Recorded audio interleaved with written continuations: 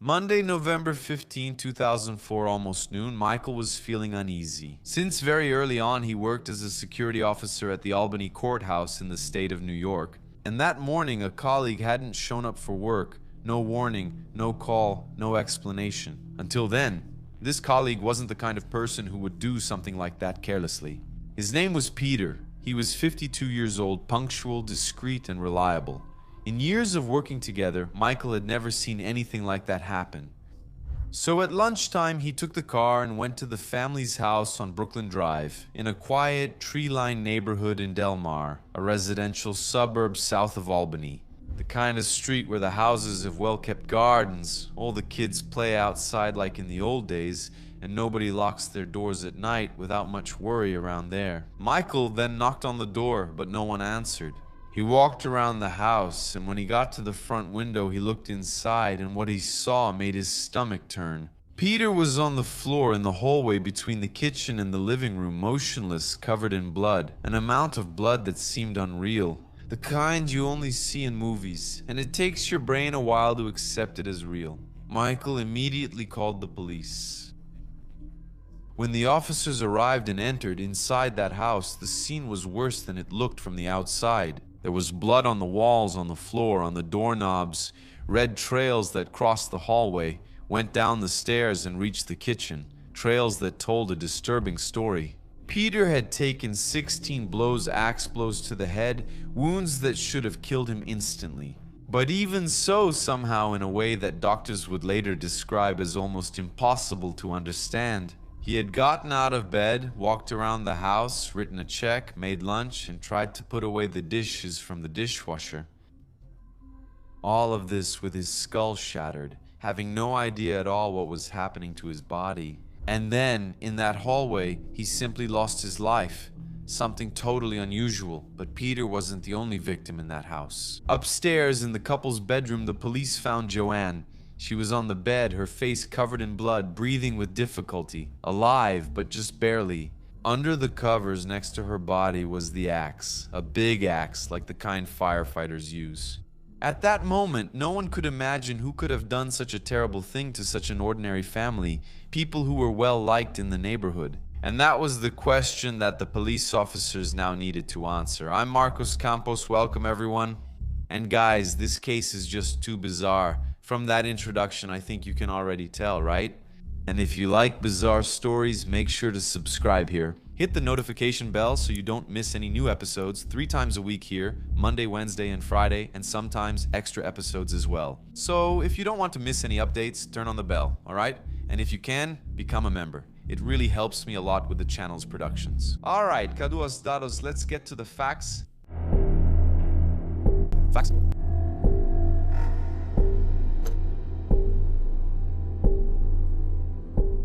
Peter and Joan had been married for about 30 years, more or less. He worked as a legal clerk in the New York State Appellate Division.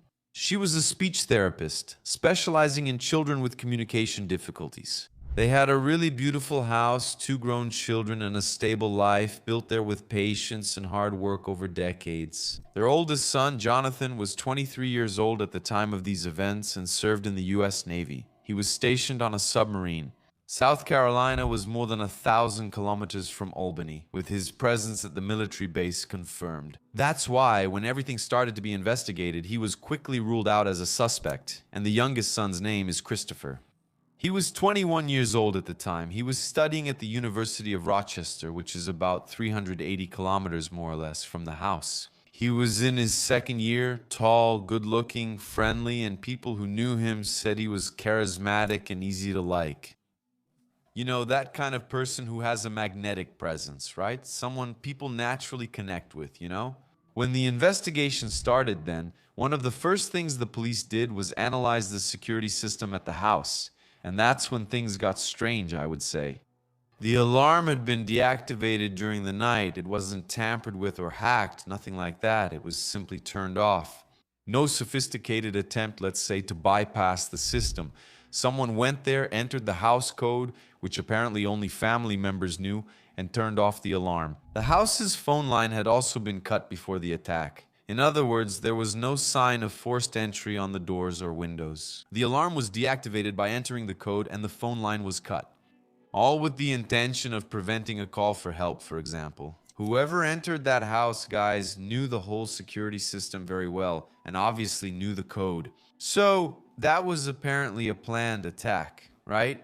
And the list of people, let's say, with all those characteristics of knowing everything started to get shorter and shorter. The police then started an investigation asking questions.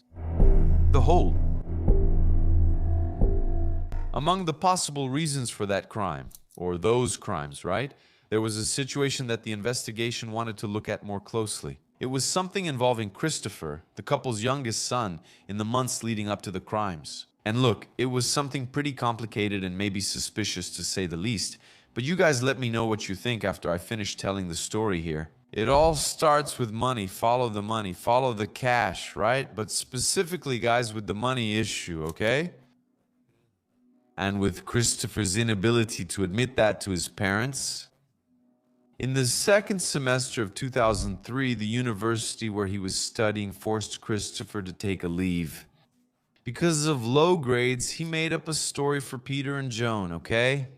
He said that a professor had lost the final exam, the grades were wrong, and everything would be resolved soon.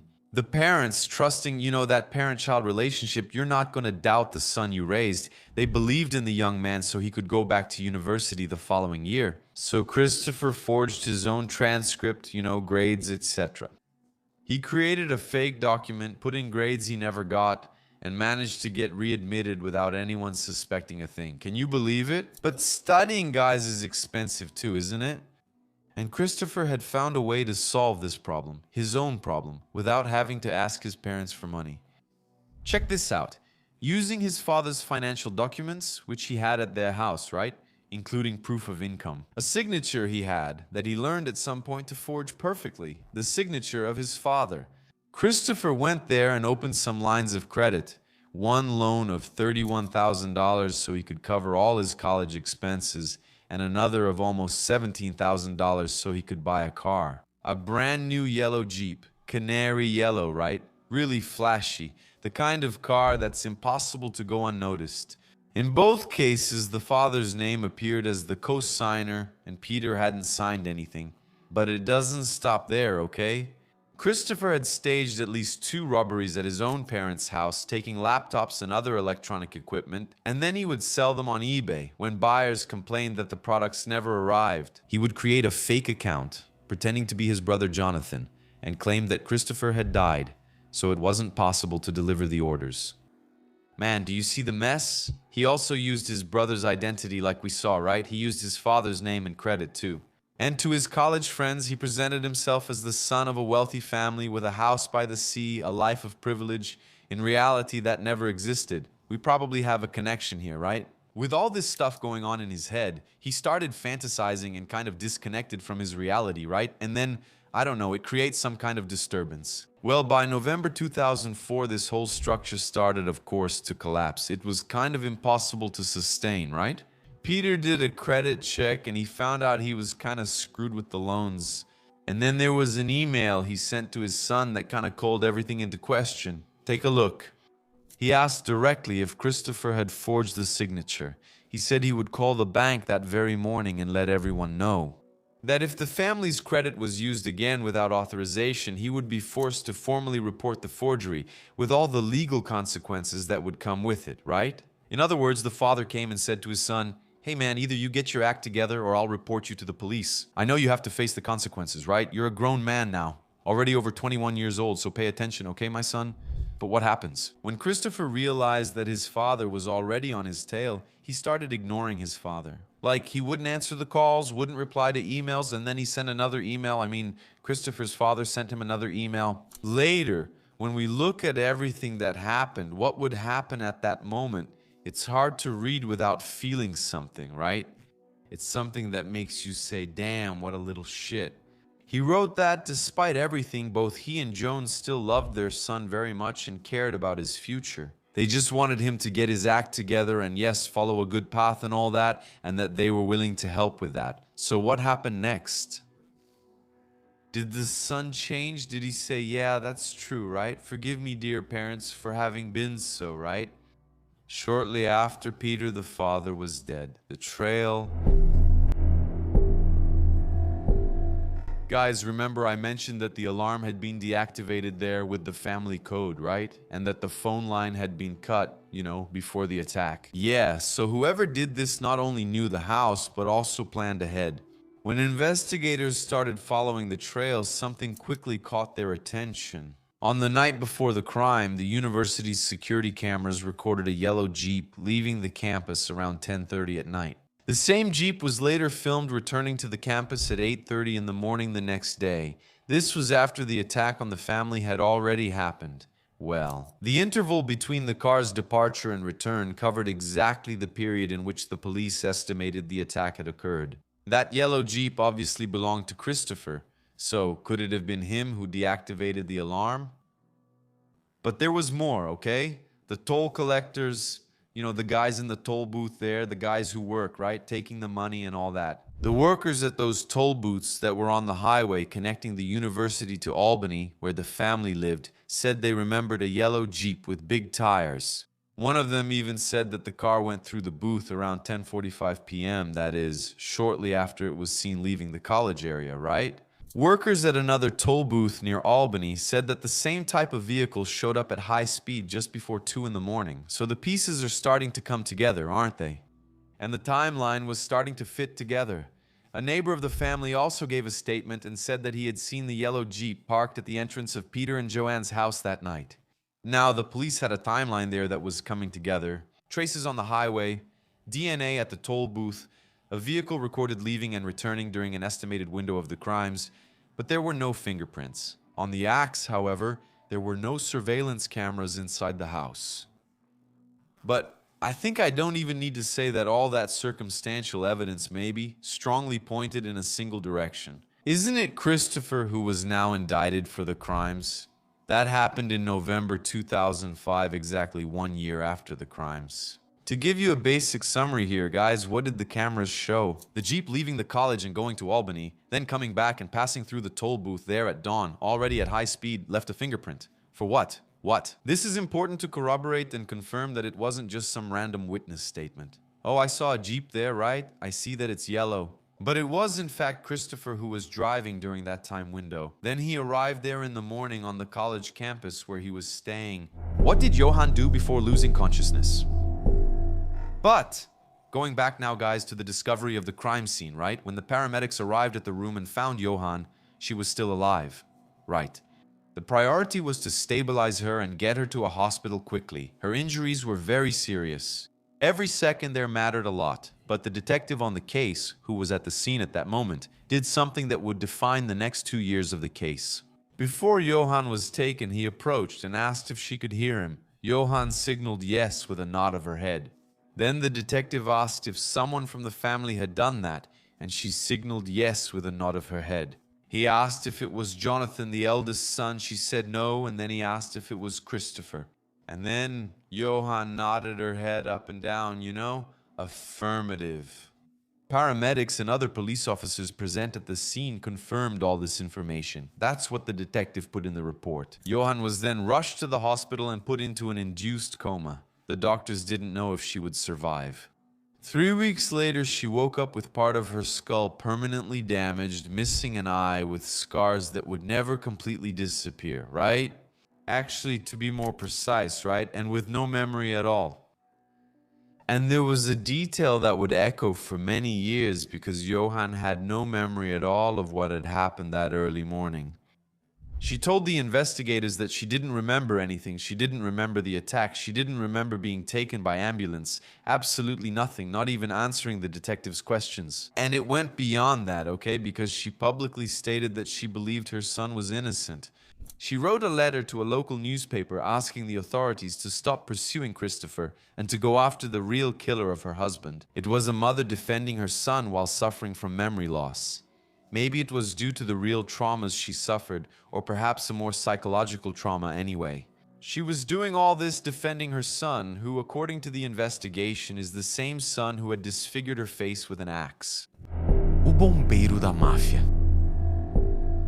Guys, now we get to the defense part, and you know how it is, right? Those creative arguments that I love to share with you here.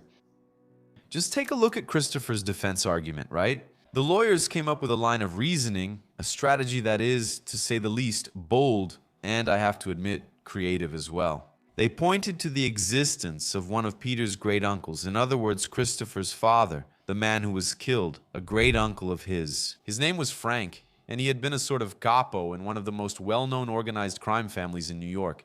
The actual mafia with a name and everything, right? Frank? Frank then supposedly had a curious nickname in the mafia, the Fireman. He had served time for financial crimes linked to organized crime, and the axe used at the crime scene, I think everyone remembers, was a firefighter's axe, right? So the lawyers took that, grabbed onto it, right, and suggested to the jury that maybe Peter's murder was a message from organized crime, using exactly that specific symbol there to leave a signature. They also strongly attacked Joan's nod, the one I just told you about. They argued that she had suffered severe brain damage, that any movement in that state couldn't be considered acceptable communication. And this second argument, in a way, kind of influenced the jury there, okay? The jurors later said that they had pretty much set that episode aside when it came time to deliberate, because they thought it wasn't a solid enough basis for a conviction. But the mafia theory was easily dismissed, okay? Frank was serving time. He did exist, in fact, but he was in prison when all of this happened. And there was no concrete evidence connecting organized crime to that house, right? Nothing to do with it because, think about it. Peter has a great uncle, the mafia guy, va bene. But what does it have to do with the guy killing his nephew's family, great nephew, which has nothing to do with anything, right? Or do you think I'm just imagining things? Comment. Here, the investigators confirmed that they had checked all possibilities, including that one created by the defense team. But the jury took everything that had been argued into the deliberation room, and now we get to the trial. The trial began in June 2006 and had to be moved to a city more than 150 kilometers away from Alba. The media coverage in the region had been so intense that there was that concern about bias, that there wouldn't be people there who hadn't already made up their minds about the case. At that point, Christopher was already 23 years old, so he entered that courtroom, sat next to the lawyers. He was calm, with his mother behind him in the audience, hugging the guy before and after each session. The prosecution didn't have any fingerprints from the axe, as I mentioned, right? There was no physical evidence directly linking Christopher to the crime. Everything was circumstantial, as we've seen in other cases here, right? But all this circumstantial evidence kind of outlined a timeline like, damn, they didn't find anything beyond that. Also, kind of clearing up all the loose ends of the investigation, let's say that circumstantial evidence was still there. With the appearance of concrete evidence, right? The university cameras showing the Jeep leaving at 10:30, coming back at 8 in the morning, the alarm deactivated with the code. And here, maybe, is one of the most compelling pieces of evidence. It's the cut phone line, the axe that belonged to the family itself, and the financial motives, right? All documented in the emails that Peter had saved. As for that, there's no way to refute it either, right? But there was a detail that seemed minor and that the jurors took very seriously. Christopher worked as a veterinary assistant. He had been specifically trained, actually how to clean environments after surgeries, how to remove traces of blood from surfaces, how to decontaminate materials efficiently. The prosecution argued then that this was exactly why the police didn't find any trace of blood in the Jeep after the crime. Despite all that, the jury deliberated for less than 6 hours, and he was found guilty of second-degree murder, also guilty of attempted second-degree murder, because the mother ended up surviving, right? And here it's worth a quick explanation, guys, because in Brazil, we tend to associate second-degree with something less serious, right? With less gravity. It's not like it's a crime without intent, like our negligent homicide. But in the state of New York, the law works a little differently, okay? First-degree homicide there is reserved for very specific cases, like, for example, killing a police officer on duty or committing a murder during certain federal crimes. Ordinary premeditated homicide, even if planned in advance, falls under second degree. In other words, Christopher was convicted of the most serious charge that the state allowed under those circumstances. And when the verdict was read, Christopher remained completely still, without any visible reaction. Joan wasn't in the room at that moment, and it was Christopher himself who told her what had happened. In December 2006, then, the judge sentenced him to 50 years in prison with the possibility of unconditional release only in 2052. When sentencing, he said he was very afraid that what had happened that night was something Christopher could do again. Joan spent the following years fighting for her son. She lost her job because of her injuries, fought a long legal battle to try to keep the pension she was entitled to as a public employee, and lost that battle too. She lived with scars on her face, missing an eye, with part of her skull damaged, forever, not to mention the psychological scars, right? And she kept saying that Christopher is innocent in 2023. Many years later, Christopher gave an interview from inside prison. He said he was in Rochester on the night of the crime. He claimed that the lawyer had requested important documents that could have changed the outcome of the trial. He filed a new motion seeking to overturn the conviction. The case is still being reviewed to this day, according to reports. And last year, 2025, it was forwarded to a prosecutor from another county because of a disclosed conflict of interest. Quite interesting, even the current prosecutor from Albany is the son of the lawyer who defended Christopher in the original trial. Christopher is still in Clinton Prison in the state of New York. He keeps saying he didn't do anything at all. And the only person who survived that attack inside that house in that disturbing scene still says they don't remember anything. But before losing consciousness, before going into a coma for 3 weeks and losing her memory, when the detective leaned over her and asked who had done it, Joan nodded her head twice up and down, saying it was Christopher. But what about you, dear abductee? Experienced investigators, do you think this circumstantial evidence is enough to close the case? But man, what really caught my attention here is the fact that Peter managed to stay inside the house disoriented until he lost consciousness and died in the hallway where his friend found him. It was so surreal and bizarre, one of the strangest cases I've ever presented. Guys, I got so hung up on this brain thing that I went to do some research and I found a forensic medical explanation here, right? Look, it's a phenomenon that, although extremely rare, is explained by medical and forensic experts through the analysis of the brain trauma suffered. See, it's about how the brain works, right? The investigators and medical examiners who analyzed the case suggested that the attack hit specific areas of the frontal lobe, but temporarily preserved others. Parts of the brain responsible for basic motor functions, routines, everything that was on autopilot in his head, so that also explains muscle memory, right? During this short period, the person can perform everyday tasks without being aware of the seriousness of their physical condition. They're there, right? Living without feeling pain. Until they lose enough blood and go into systemic failure, and then they collapse and lose their life. That's it now. I really needed to give you this explanation. Let me know in the comments what you thought about all this. I really appreciate your company. Like, comment, and subscribe. Become a member if possible. Kisses to Revo. See you next episode.